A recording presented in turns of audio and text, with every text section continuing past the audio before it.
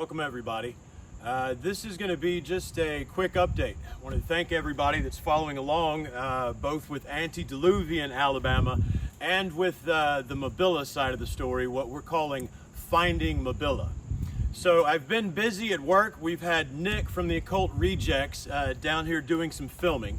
I'm going to be using that footage for twofold. Going to be putting together an episode to put out in completion, probably 45 minutes. I'm also going to be using some of that footage, along with footage I've been compiling today, along with maps, photographs, satellite imagery, and LiDAR on a presentation I'm putting together for Universe Unveiled. So we've got Sarah and Jacqueline over there that have put together the Universe Unveiled crew. And there we have Nick from Occult Rejects. We've got Tyrone from Rebirth of the World. Who else do we've got? We've got Ricardo from History, Myths, and Legends, and of course the Institute of Natural Philosophy, which a few of us on this crew have been pointed to the board of.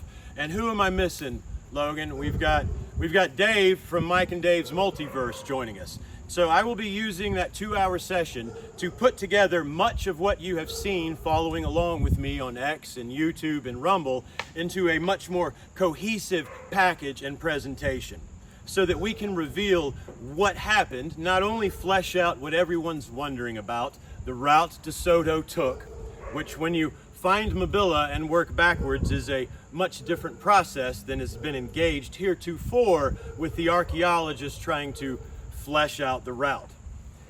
So we will accomplish that. We will of course have all of the evidence, the maps and the LiDAR, but what I hope to paint a picture of is the plan that was put in place that confronted DeSoto when he crossed the Coosa River and landed here in the territory of Chief Tuscaloosa. Once I lay everything out for you, you will see beyond a shadow of a doubt that the plan that was put in place and executed here by these natives on this land was brilliant, was absolutely piece of genius work from the beginning, from the entree where he sends his son to meet DeSoto, teach him about 2 roads, offer them to him to put him at ease, to the fact that Mobilla is both Mobilla and Attahachie on the north side of the river.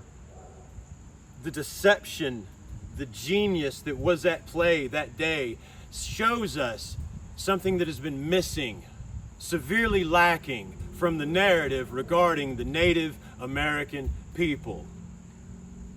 You see it when you read these DeSoto chronicles. You see it when they remark and are astounded by the behavior they are confronted with these natives that not only speak, but simply behave and operate in a way which they recognize in words would put to shame those in Europe, in the courts and the diplomats.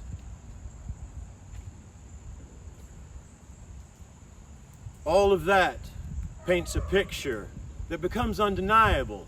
The undeniable fact is this: the narrative which we have all been handed about the Native American population is false. It is incomplete. When DeSoto got here and brought not only his destruction, his pilfering, he brought with him disease.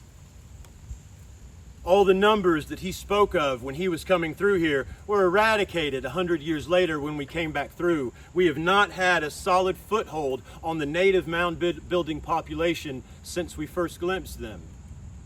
But through this story of the West's first encounter here with these people, I do hope I'm able to give us all a much clearer glimpse of what our heritage is here in this place and on this earth. Thank you.